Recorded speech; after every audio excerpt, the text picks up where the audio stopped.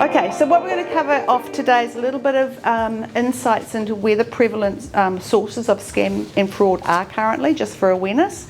I'm going to talk a lot about red flags, so what to be aware of, what to look out for, what is, definitely a scam, don't go down there, what to do if you think things might be a little bit dicey. Okay, so some fraud trends in New Zealand. So in 2024, the most common sources of scam and fraud were from cold calls. So cold call just being getting a phone call from who knows where and who knows how they got your number, except that if you do have a landline, it's in the white pages and it's available to anybody on the internet. So cold calls and what's called phishing. Phishing with a PH. So phishing is those emails or those texts that just come randomly and they go to a whole lot of people at once and people respond to them, okay?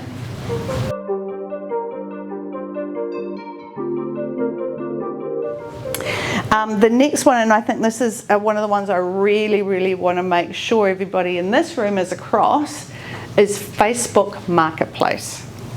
Now, do any of you deal on Facebook Marketplace? Good. If you don't. Facebook Marketplace is a completely unregulated sales platform.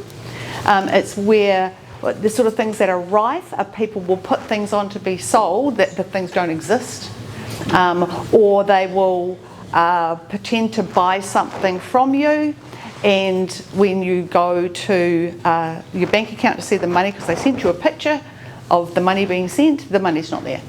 So rife. So Facebook Marketplace, if you can avoid it, please do. If you are going to deal on it, my recommendation would always be to probably deal in cash. Make sure you're meeting the people. Anything where you are sending money to somebody that you haven't met, or where you haven't physically seen the item that you're buying, or where you're selling something where you will not meet the person, has risk. Trade Me has risk, not as much risk, it's better regulated than Facebook Marketplace, but there is still plenty of risk in there. So that concept is, if I'm going to buy something or sell something and I can't physically see it, and I have to send money electronically, then you just be hyper aware.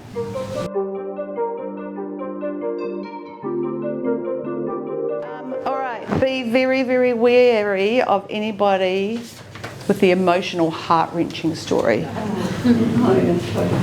Now, those are the ones that they'll come with a story, but they might befriend you for weeks, months, years before they finally ask for the money. Okay? Tied up often with romance scams as well. But I have seen so many people, local people, who have befriended somebody, and that person's so good to them, and they drive them here and they do this and they do all these other wonderful things, and then they turn around and ask for money later on. And they've been playing people. Facebook Messenger. So Messenger's the white one with the blue thing. I mean, I use it a lot to call family because there's no toll calls, obviously. That's a prime one for hacking and for friends or family members to suddenly come in, I'm stuck and I desperately need money to do this or to do that. I had a really sad one lately, and it was an elderly lady, a local lady, who had been on a cruise, and she'd befriended a lady on this cruise, and after the cruise this lady developed breast cancer and needed money from her friends to help pay the cost of the surgery in Thailand. Now this lady, because she'd met this lady, she spent the whole cruise with her, become really close. She said, this is legit, this is my friend, I need, she hasn't asked me for money, I volunteered to send it. So I'm picturing this lady who spends her entire life cruising, making friends, and it's all paid for by the people who she's scammed money off afterwards. It's really sad, eh? Yeah. But that's the kind of emotional, heart-wrenching kind of stuff. So when you go to your bank asking for help to send money anywhere nowadays, We will ask you questions, and I make no apology for that, because we're asking questions because we want to do what we can to uncover whether you are unwittingly being scammed, because this is the sort of things that we're seeing. If anybody ever says to you, "Oh, tell your bank this," instead of the real story, you know you're being scammed straight away. The police will not call you to be part of a special investigation into your local bank manager. Do you know, that sounds silly, eh? It happened. It happened right here in the city, and it sounded so genuine that the person carried on with it and was waiting to see me standing in the dock at the court, and only found out it was a scam when she went to the courthouse expecting to see me there, and I wasn't there, and she asked a policeman when I was turning up.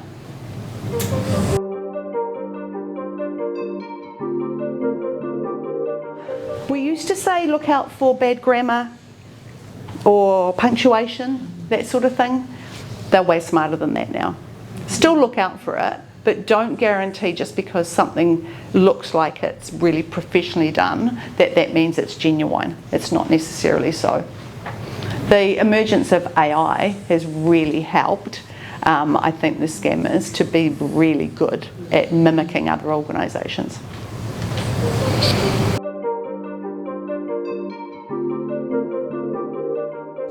How many toll roads are there in New Zealand? Anybody know? I think it's now. There's one in Tauranga. There's one north of Auckland. They didn't do the Manawatu Gorge. There's two. You know how you get the text saying you've got to pay your tolls? You don't, because you weren't on those roads. Delete. Delete. Those are still going around, and people are still doing it. They are still doing it. Waka Katohu have said they will never ever send texts telling people to pay their tolls. Never ever. They've got other ways of managing those things, and it's not ever going to be protected. Nor will they send you a message asking you to click on a link to re-register your vehicle. They will ask you to go to their website, and that's how you do it. So they have been the victim of so many of these frauds and scams, because it's something so many people, you know, we have a car, we drive. And I really feel sorry for them, because people do kind of blame them. There's literally nothing that they can do about it except keep warning people. If you go on their website, it will tell you all about their latest scams. So if you get something, you know, you've got to pay your registration, or you've got to do anything to do with your vehicle or driving, then I would always say contact them directly and just ask if this is legitimate. But 99% of the time it's not.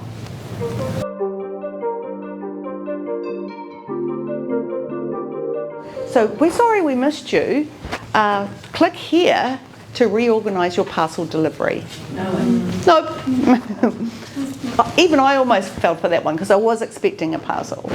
And that's why they really ramp up at times like Christmas, because they know more and more people will be expecting parcels to be delivered. But absolutely not. When you organised this parcel to be sent to you, you didn't provide anything directly to the courier in terms of email addresses or anything like that. So, you know, it's all scam. If you're worried about a parcel being delivered, look back on where you purchased something and see with the tracking where it actually is, or contact them. But those ones, without a word of a lie, always scam. I've never seen a legitimate one.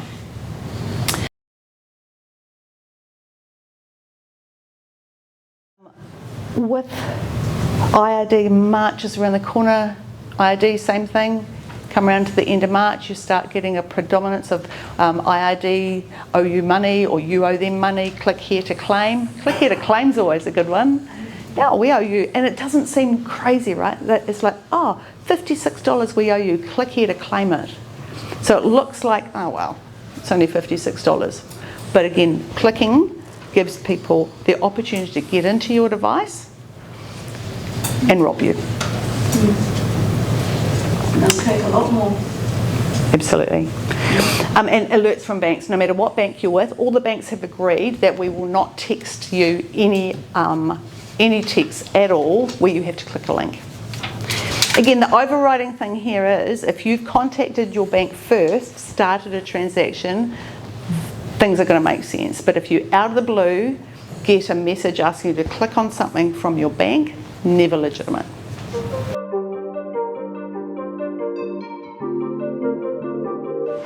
Remote access we've talked about a little bit. So remote access is when out of the blue you get a contact or you get a text, you get an email, whatever it might be, and somebody wants to remote into your computer, or they want you to confirm this code or that code, or they want you to download software. Okay? Oh, we're now using this software.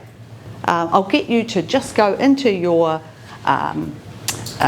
apps and download this one here so that we continue to help you. Just no. No, no, no. If you've got a problem with your computer, you call Geeks on Wheels, you take it into one of the organisations that can actually help you. Okay?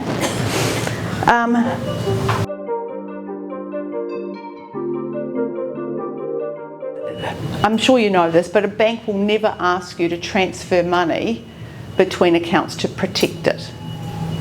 Okay?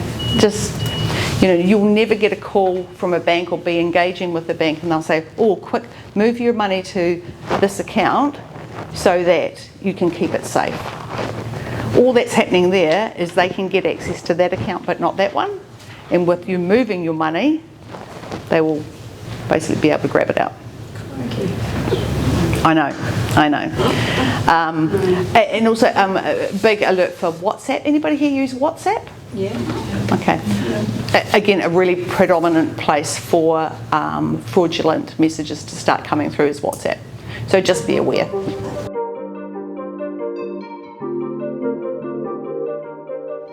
I mean, I don't know about you, we have Facebook, and I don't know how many times people have pretended to be me and put up fake profiles, which is just, so normally that happens because somebody is trying to get hold of my friend list and send something that says I'm in trouble, send this to me. Now, if they'd like to take my mortgage, that would be fine, but I know that's not the thing.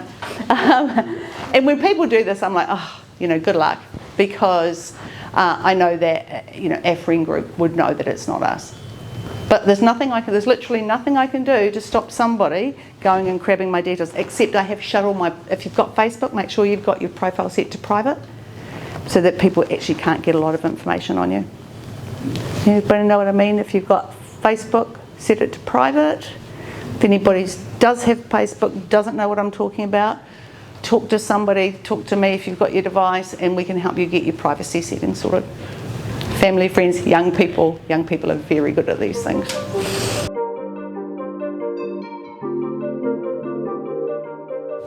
Okay, investment scams. If you have got money in the bank and you're like, oh, who's got the best rate? What would you, not necessarily you, what do you think a lot of people do as a first step? Google, best rate bank New Zealand. Pretty much the first site that'll pop up is a fake site. And it will want you to enter your details before you go any further. And when you enter your details, that's when somebody will ring and say, yes, look, it's Tanya Morton from TSB Bank. Yes, we can honour that rate, which is above everything else that TSB is offering. Absolutely. Now, we'll just need to go through a few steps to organise that. So they'll pretend to be a genuine bank person. They get our details off LinkedIn. They will absolutely pretend to be from the bank, but they will be offering you a rate that is not available to other people. Too good to be true.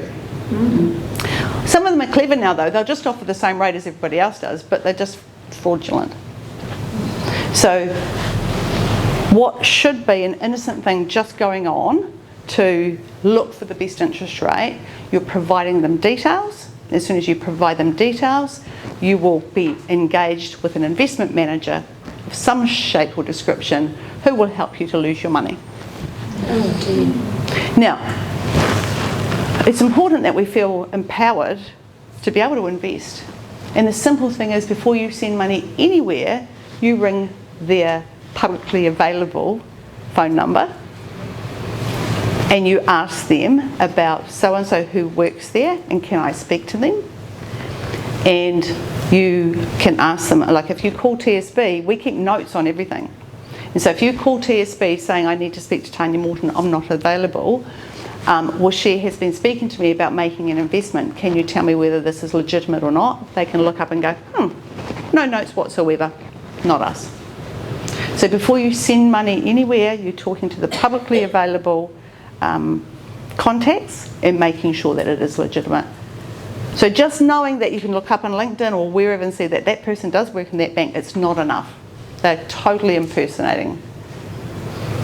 So I'd always be super, super careful, and this applies to a lot of other things, and there's a few good ones on that sheet that I've given you. Entering your details into anything means that they're able to contact you and know enough about you to build confidence.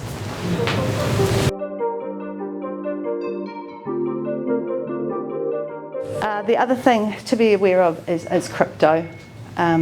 You might have heard a lot about cryptocurrency. Banks don't love cryptocurrency for the exact reason why criminals do like it, which is that it's not traceable.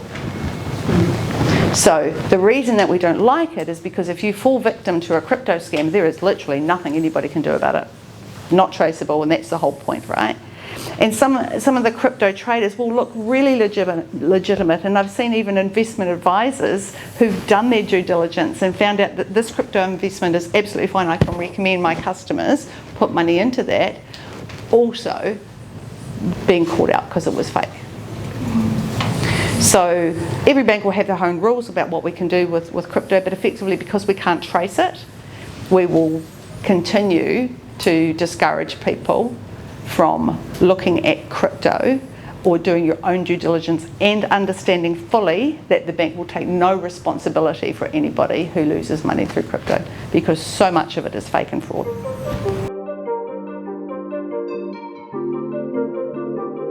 Even the ones that pop up on the stuff, on stuff, on the main page of stuff down the bottom, there's all those ads and sponsored things.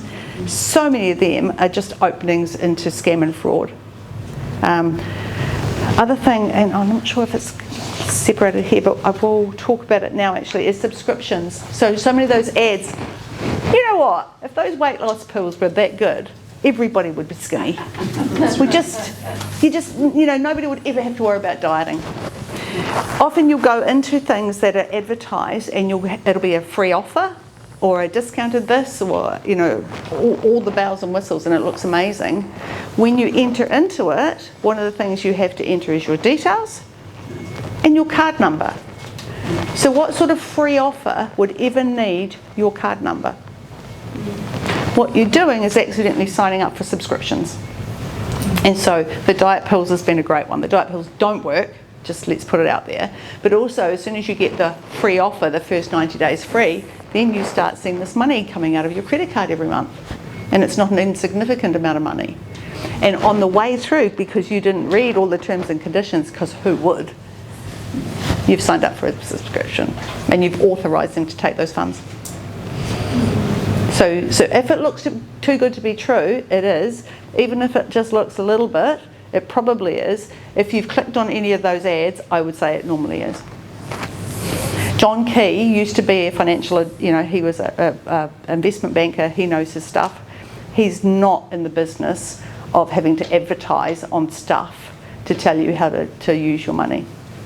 All of that kind of deep fake stuff where celebrities in particular, people you trust, look like they're telling you something, they're all deep fake, it's all fraud.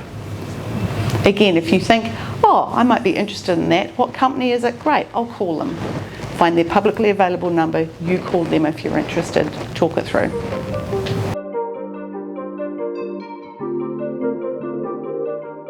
Has anybody ever been approached, and there's no embarrassment here, has anybody ever been approached by somebody trying to romance scam you out of your money?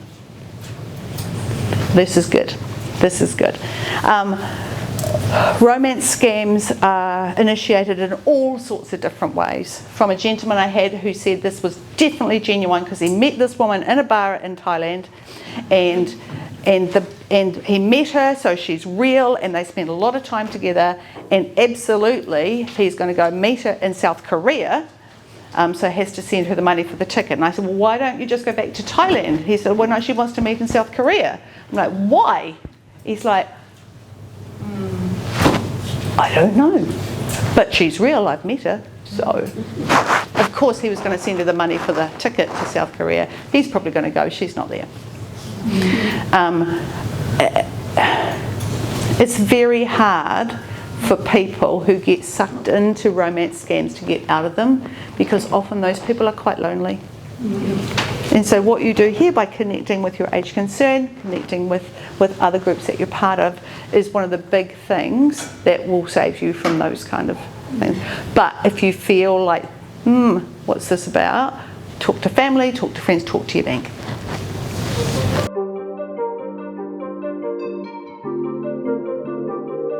General keeping safe online. Don't save your online banking password on your computer, please. Please, please, please, even if it's part of the long list of passwords that you saved in your password saver thing that I can't remember the name of. Never save your passwords to any online banking in your computer anywhere. Make sense? Mm-hmm. Ensure that to log onto your actual laptop, iPad, phone, there's a code to get in, so that nobody can just pick it up, rob your place, whatever they're going to do, and get into your device. Always needs to have some way. So whether it be face recognition, which only works for so long before you have to put a code in, whether it be a password, whatever it might be, make sure it's locked so that nobody could just pick it up and use it.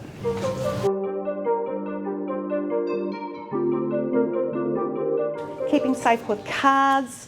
Make sure when you're using your cards, if you're using ATMs in the city, in any city, please do not use the ones that are out in the suburbs, the little ones that are in garages and stuff like that. Got devices on them that can read your cards. Use the ones at the banks, got much more security. Don't tell anybody your PIN number ever. Don't make your PIN number your date of birth. All those kind of general information. And if you're going to shop online, be super careful. Use reputable sites only, and be very, very careful that... Instagram, anybody? Oh, good. Instagram pop up these wonderful sales because this business is shutting down in Wellington, so they've got these fabulous clothes that are on sale. Only problem is the business never existed. So anything that comes through Instagram, you go off Instagram, you go looking, is there a genuine website? Can I contact them? Can I see where the store actually is before you would buy anything? Okay? There is a lot. Biggest key things, if you're approached out of the blue, hyper awareness. Don't be embarrassed if you think you might have fallen for something, reach out for help straight away. Talk to your bank. Talk to your bank.